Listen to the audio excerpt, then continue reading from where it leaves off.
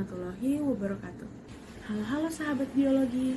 Aku Hasna Aleta dari SMAN 1 Cibinong, kelas 12-6 akan menjelaskan materi biologi yaitu evolusi.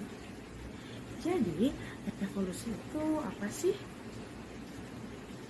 Jadi, evolusi itu berasal dari bahasa Inggris yaitu evolution yang berarti perkembangan. Dalam ilmu biologi, evolusi adalah perubahan pada makhluk hidup dalam waktu yang sangat panjang. Salah satu contoh peristiwa evolusi yaitu evolusi pada kuda. Perkembangan ukuran tubuh kuda yang semula seukuran kucing butuh waktu puluhan juta tahun untuk mencapai ukuran kuda modern saat ini. Nah, selanjutnya aku akan menjelaskan perkembangan teori evolusi. Ada 3 kelompok besar perkembangan teori evolusi, yaitu teori pra-Darwin, teori Darwin, dan teori pasca Darwin. Nah, teori yang pertama yang akan aku bahas adalah teori evolusi pra-Darwin. Di dalam teori ini, ada teori abiogenesis yang menyatakan bahwa makhluk hidup berasal dari makhluk tidak hidup atau kejadian makhluk hidup terjadi secara spontan. Lalu yang kedua ada teori biogenesis, menyatakan bahwa makhluk hidup berasal dari makhluk hidup sebelumnya. Nah, di teori biogenesis ini ada percobaan, yaitu yang pertama percobaan Francesco Redi, yaitu membandingkan sepotong daging yang berada di dalam toples terbuka, tertutup rapat, dan tertutup dengan kain kasa. Lalu selanjutnya ada percobaan Lazzaro Spallanzani, yaitu membandingkan air kaldu yang sudah dipanaskan lalu ditaruh di tempat yang terbuka dan tertutup. Lalu yang terakhir ada percobaan Louis Pasteur. Ia melakukan percobaan menggunakan tabung leher angsa. Lalu yang ketiga, teori evolusi kimia. Nah, menurut teori evolusi kimia, makhluk hidup yang berasal dari reaksi senyawa CH4, NH3L, H2, dan H2O dengan membantu energi sinar kosmik dan halilintar sehingga terakumulasi menjadi senyawa organik serupa asam amino. Lalu yang keempat ada teori dari prokaryotik ke eukaryotik. Lalu yang kelima ada teori dari laut ke darat. Nah, lalu yang terakhir, teori yang keenam, yaitu teori evolusi Lamarck. Selanjutnya, teori kedua yang akan aku bahas adalah teori evolusi Darwin. Charles Darwin merupakan seorang naturalis yang memiliki ketertarikan dengan organisme di kawasan benua Amerika. Nah, fauna yang paling membuat Charles Darwin terkesan yaitu keberadaan burung finch di Galapagos, suatu kepulauan yang berada di sebelah barat pesisir Amerika Selatan. Darwin menemukan berbagai jenis burung finch yang berbeda bentuk paruhnya.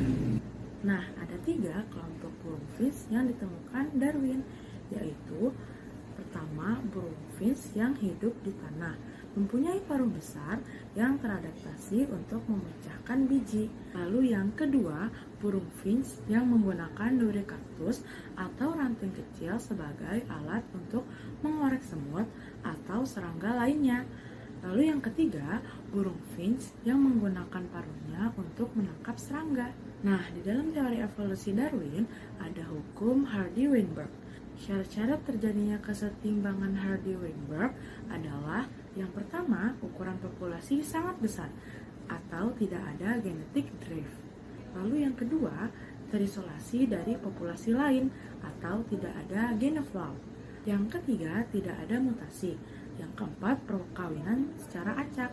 Lalu yang kelima, tidak ada seleksi alam. Nah, tadi kan aku menyebutkan genetic drift dan gain of flow.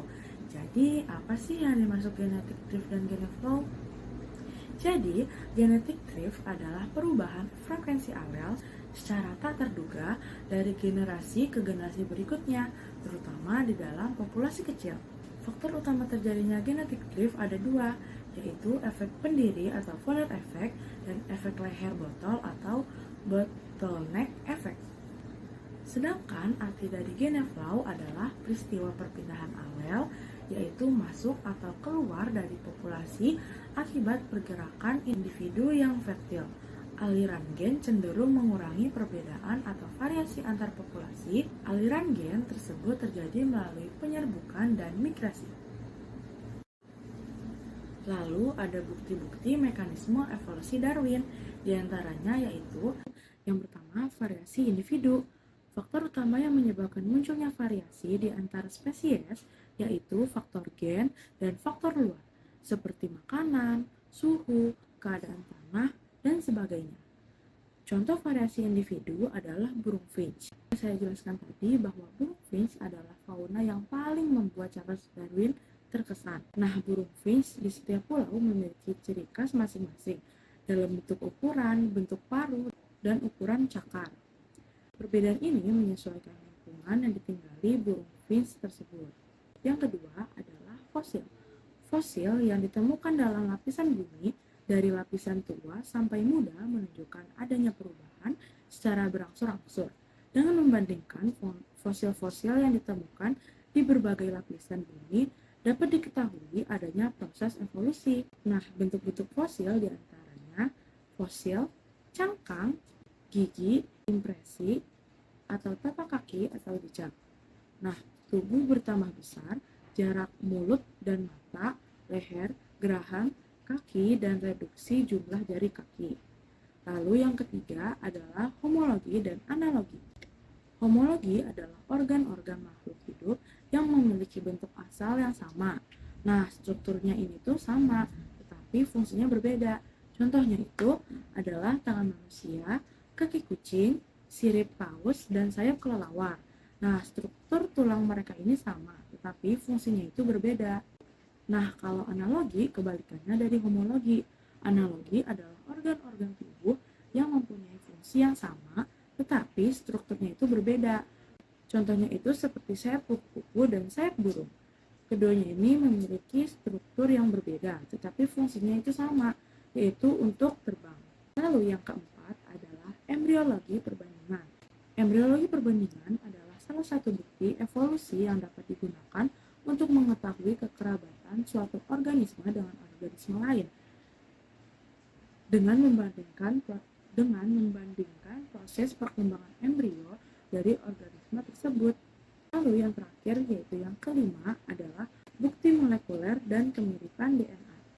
Nah, kita tahu bahwa semakin mirip penampakan spesies, maka semakin besar persentase kemiripan materi genetiknya. Misalnya, antara manusia dan monyet memiliki kemiripan materi genetik sekitar 90%, sementara antara manusia dan kucing juga memiliki kesamaan genetik lebih kecil, yaitu 90%. Hal ini menunjukkan bahwa semua spesies memiliki nenek moyang yang sama, dan semakin besar persentase kemiripan DNA memperlihatkan semakin dekat hubungan kekerabatan antar spesies tersebut. Nah, teori evolusi yang terakhir yang akan aku bahas adalah teori evolusi pasca Darwin. Nah, di dalam teori evolusi pasca Darwin ada dua teori, yaitu teori evolusi sintesis dan teori evolusi dalam krisis. Teori evolusi sintesis merupakan teori evolusi yang menggabungkan teori evolusi dengan genetika. Sedangkan teori evolusi dalam krisis didukung oleh Harun Yahya yang menyanggah berbagai bukti dan mekanisme evolusi Darwin. Beberapa aspek yang disanggah oleh Harun Yahya antara lain variasi spesies dan homologi. Sekian pembahasan materi evolusi dari aku. Semoga video ini bermanfaat untuk menambah pengetahuan kalian semua. Terima kasih. Wassalamualaikum warahmatullahi wabarakatuh. Dadah.